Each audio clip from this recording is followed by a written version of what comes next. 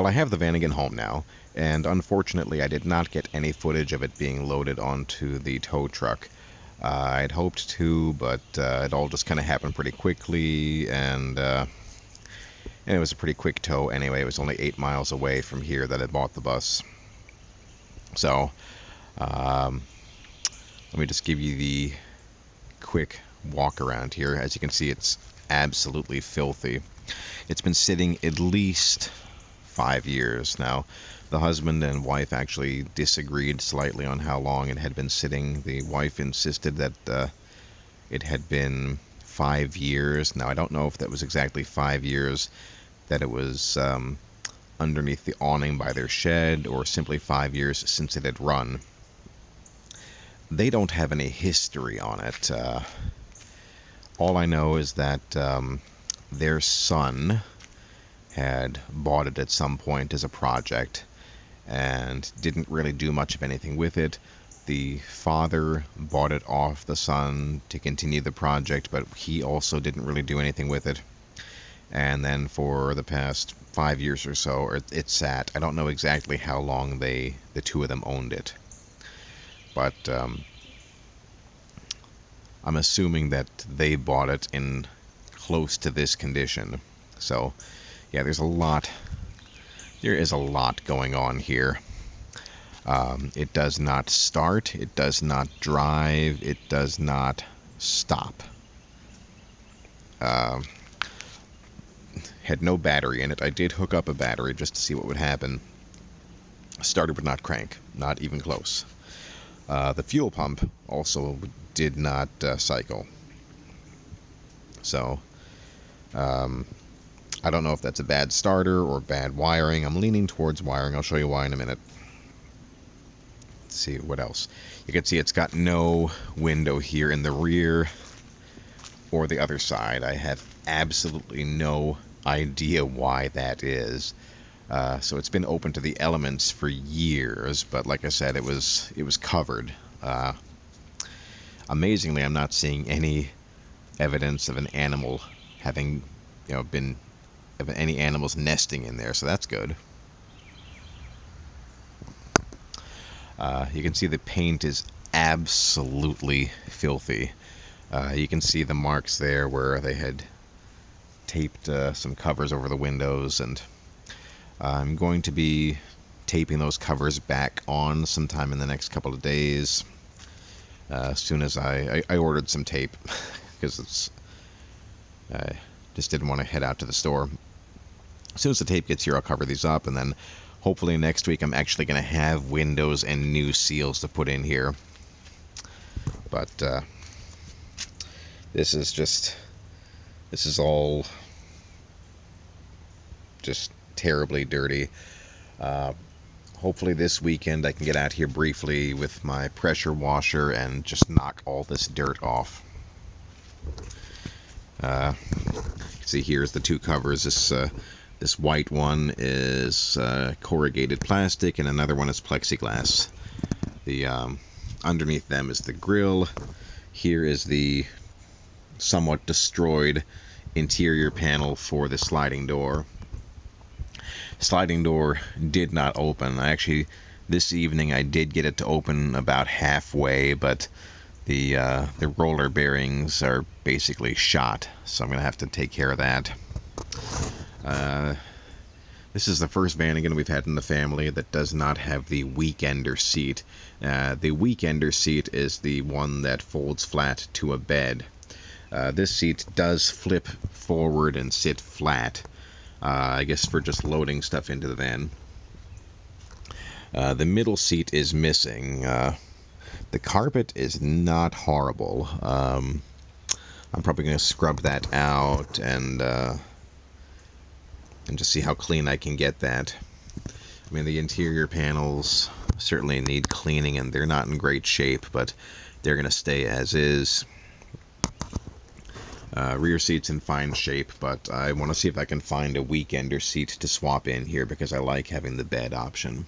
You can see the headliner material has peeled back around the windows here. I got some glue, and I'm going to glue that all back Not sure how much you can see here, but the headliner is filthy inside the van. I ordered some nice cleaner.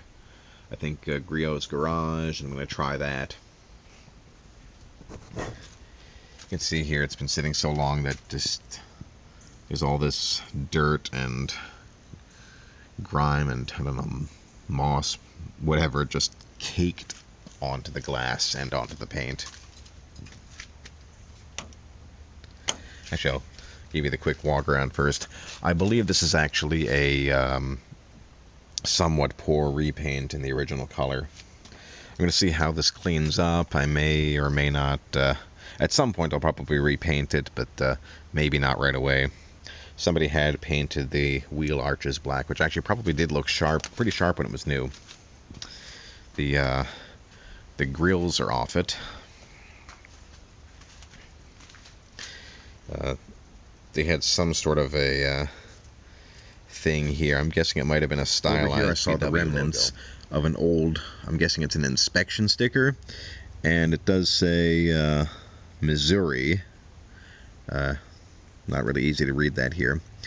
And it looks like March 1997. Now I don't know if that's actually it could be almost any of these months that was marked. But anyhow, the year there, 1997. So clearly at one point this was in Missouri. Now I don't know if that was when it was last seriously driven, and then maybe it just mostly sat since then. I don't know. So here's the passenger side. The tires are almost flat, but they are still holding air. They are dry rotted, and they certainly look too small for the van. But they will do for they'll do for now as I work on the project. Pretty much all the door locks are messed up. I mean, you can see this here. I think plus the one key I have doesn't seem to work the passenger side, the rear, or the driver's side. So I'm guessing that at some point the door keys got lost and they swapped out the ignition lock cylinder, because that's the only key I have. Right now I actually have the Toyota's battery in here, which is too big. You can't close the battery door, but it's enough to test a few things. I plugged the battery in and immediately the dome light came on. I tested a few things. The hazard lights work, the headlights came on, horn did not honk.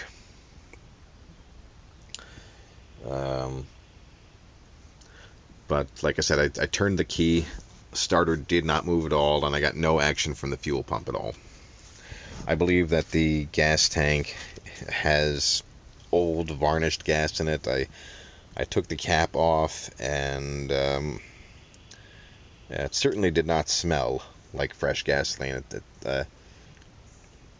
I'm guessing what I smelled was varnished gas, but I'm not deeply familiar with that smell, so I'm just assuming that's what it was. We'll get to the interior again in a minute. I'm just going to finish walking around here. You can see windows out on this side too. This runoff is actually from when I was trying to just lubricate the door roller. See a little dent here, not too bad. And a little mark on the corner here, but other than that, dent-free body. I do see overspray in various places, so yeah, this was a repaint at some point, probably in the 90s. The rear bumper here, I was hoping to hammer it out a bit, but it's actually pretty mangled to the point where I can't open the access door to check the oil or anything like that. So for now, I'll probably just pull the bumper off and then get a replacement. So let me go around and show you the rest here. This tire is the worst of them in terms of flatness, but going to get out here with my compressor sometime in the next few days and air them up. So, yeah, the front door cards aren't too bad. You can see, you know, marks up here where there was duct tape. I don't know why. Same on the other side. Have no idea why that was duct taped. You can see the original. This would be original paint here on the inside, and I doubt anybody would have painted that. Front door seals don't feel too bad. And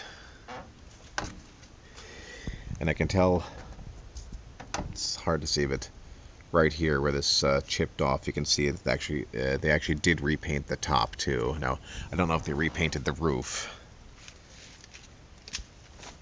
but it's all kind of haphazard. It looks like there's some red paint here underneath the white on the door, and there's also white paint underneath the red here. So I don't know what they did. So it wasn't just the white. You can tell right here that they repainted the red, and it looks like it wasn't even exactly the original color, which, you know, I'm fine with that. Here you can see the back off here. I don't know how obvious it is, but yeah, I can see the tape line and the difference in the color here. I don't really care. I mean, like I said, I'm going to see how this cleans up and determine, you know, when I want to do a paint job.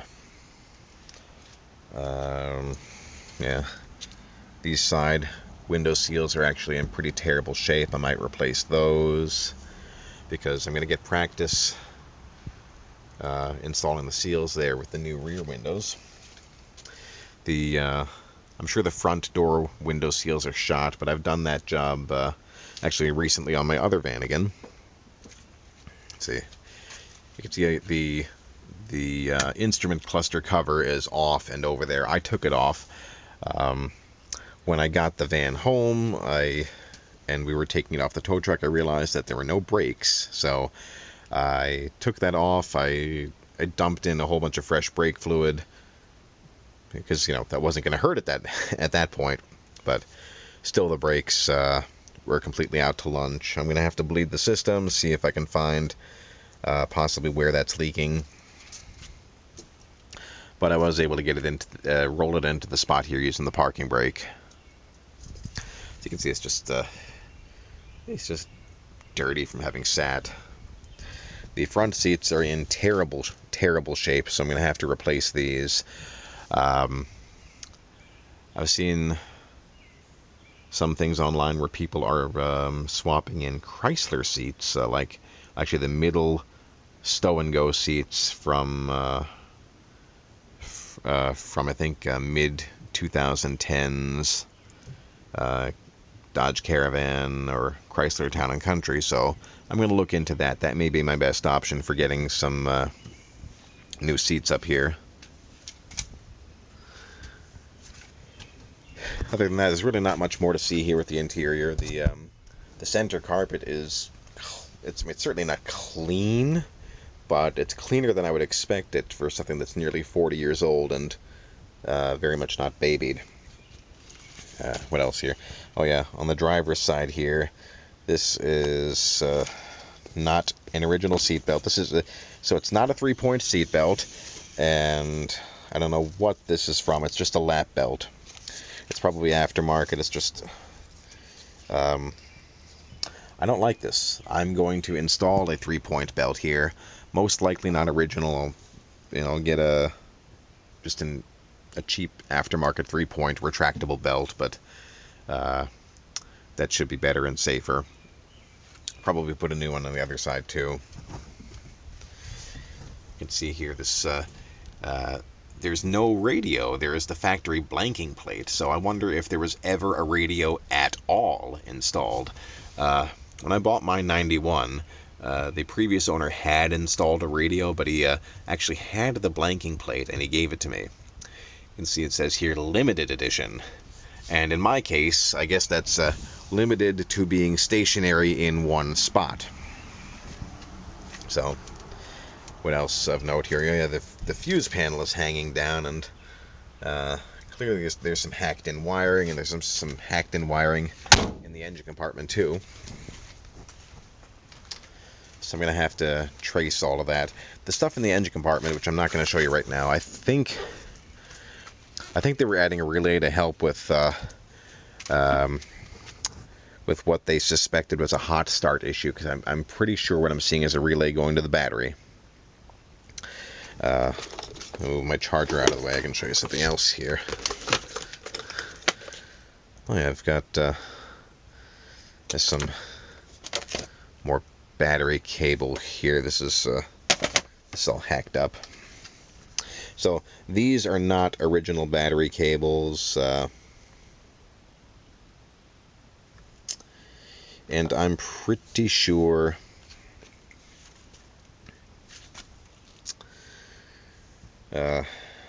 these are poorly installed. And this is a really thin gauge wire which I'm guessing runs out to the starter. So I have ordered brand new battery cables that I'm going to swap in as soon as they get here, and hopefully once I do that I can get it to crank. But like I said, this is it's all kind of hacked in. There's this end just hanging loosely, and there's another loose end down there. I'm not sure what's going on. So yeah, this is going to be a big project. In the immediate future, I'm just going to cover these windows. When the new windows get here, I'll install them. And I know that I talk about paint, and but I don't want. And logically, the best thing to do would be to paint while the window frames are out. But really, I just want to get those openings covered. So I think what I'll probably do is, if I do paint, I'll just tape off the seals and paint around.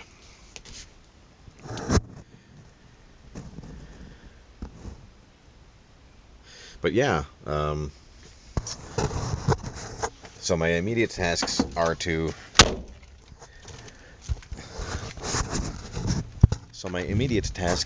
clean it up and see if I can get it running, just so I can drive it into the carport, and then I'll take care of everything else one issue by one as I discover what's wrong with it. So this is Rick with the Mercedes Diesel Guy channel. Stay tuned for more.